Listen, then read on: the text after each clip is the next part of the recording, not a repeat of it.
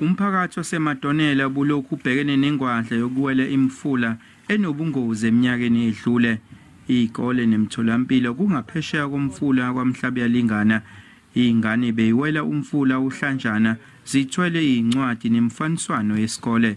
Ukukhala kwalemphakathi yaseMamfene naseMadonela kuzwakele ngesikhathi kuvakashela inhlangano esakaza ngomoya iSABC News ngaphambilini.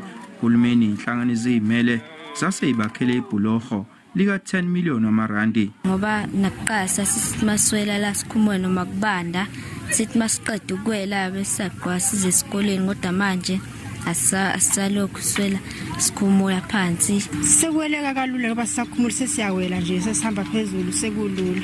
Uhulumeni utuse igalelo leinhlangano ezimele ukuze sithuthukise umnotho sidinga abantwana bethu abafunde, sidinga isizwe esifundile. So nabo laba aba private sector badinga abantu abafundile. So ingakho ufuna kube khona iqhaza abadlalayo ekuprotecteni nasekuthuthukiseni imfundo yabantwana bethu. Njengebhange likahulumeni wase South Africa ukuthi kukhona esingakwenzela umphakathi wakwaMhlaba lengana naseJozini ngokuthi sikwazi ukwakha leli bhuloho.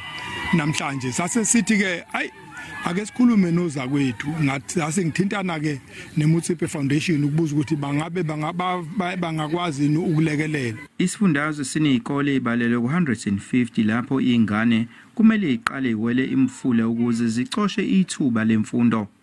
Eyindabeni za SABC nginguvusi Khumalo eMadonela ngase Jozini.